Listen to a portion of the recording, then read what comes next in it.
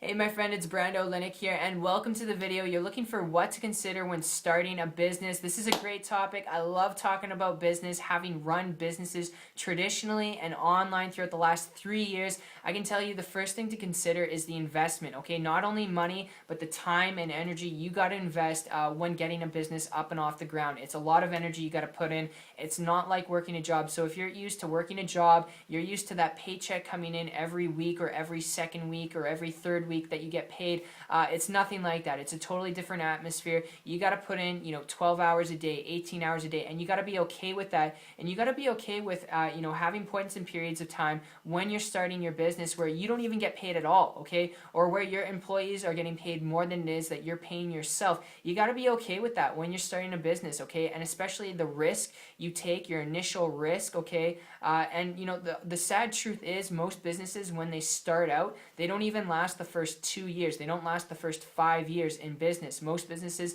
don't last 2 years, all right? That's just the scary truth of it all because the risk, the investment, the energy and effort you got to put into it. It's not, something normal people and average people go down a path and venture into. So those are things you should seriously consider, hiring and firing people, the time you got to put in, the late nights, the coffee, the meetings, all that stuff you got to, take into consideration if, you're used to working a job and all those things. And, by far the best piece of advice I could give you is if you're looking at starting a business because you want flexibility, you want leverage, you want time freedom like I did going back 3 years ago when I first started my business, then don't start one, okay? The best piece of advice I could give you is leverage what you're already using on an everyday basis, the internet. And it wasn't until I found a guy going back a couple months ago who was getting the results that I wanted in a way that I wanted, leveraging himself on the internet, making money like a CEO runs a business, okay, but leveraging himself on the internet without being a guru, without being a salesperson, without having any sales skills whatsoever, just learning a few simple things.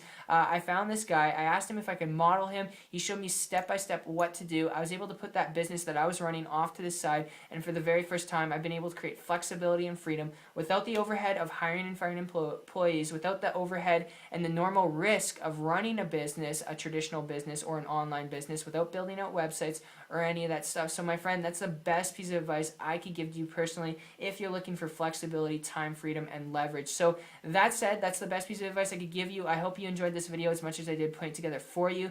If you want to learn more about how I've been able to create leverage and freedom and how you can too, leveraging yourself on the internet without having to run your own business and without the the necessary risk of a traditional business, then let's connect. I'll be more than happy to connect with you. You can click the link down below. You'll see two things there: another 3-minute video from myself going in detail how you can do this to get the results you want, and then after that you're going to see testimonials from people who I personally worked with